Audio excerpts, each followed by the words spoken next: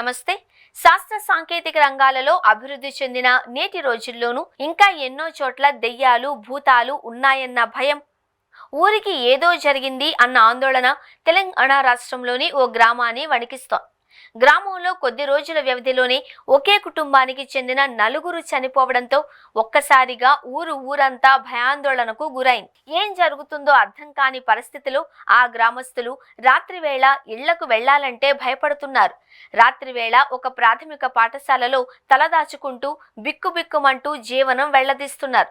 అసలు ఇంతకీ ఆ గ్రామం ఎక్కడుంది, అక్కడ పరిస్థితి ఏంటి అన్నది వన్ ఇండియా ప్రత్యేక కథనంలో. తెలంగాణ రాష్ట్రంలోని ఆసిఫాబాద్ జిల్లాలో భయంతో గ్రామాన్ని ఆదివాసీలు విడిచి వెళ్లిన సంఘటన చోటు చేసుకుంది.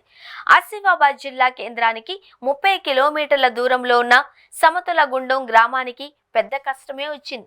ఈ గ్రామానికి ఏదో జరిగింది అని గ్రామస్తులు రాత్రైతే ఊర్లో ఉండడం లేదు.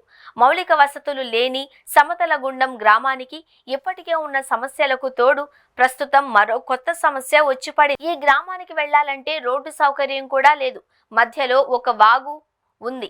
8 కిలోమీటర్లు కాలినడకన ప్రయాణం చేస్తే తప్ప ఆ గ్రామానికి చేరుకోలేం. మొత్తం అక్కడ 7 కుటుంబాలు నివసిస్తున్నాయి. గత మార్చి నెలలో గ్రామానికి చెందిన ఒకే కుటుంబంలో 4 మృతి చెందడంతో గ్రామంలో నివాసం ఉంటున్న మిగతా కుటుంబాలకు భయం పట్టుకుంది.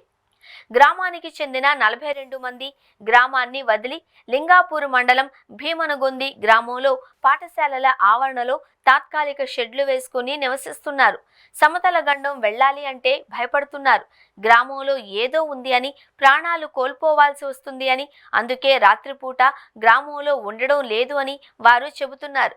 పగలంతా పొలం పనులు చేసుకుని వచ్చి పాఠశాల ఆవరణలో ఉంటున్నాము అంటున్నారు. వెంకటాపూర్ పంచాయతీ మాజీ సర్పంచ్ బాపురావు గత నెలలో గ్రామస్తులకు ప్రత్యేక మెడికల్ క్యాంప్ ఏర్పాటు చేసి వైద్య పరీక్షలు కూడా నిర్వహించినట్లు, ఎవరికి ఎటువంటి ఆరోగ్య సమస్యలు లేవు అని తెలిపారు.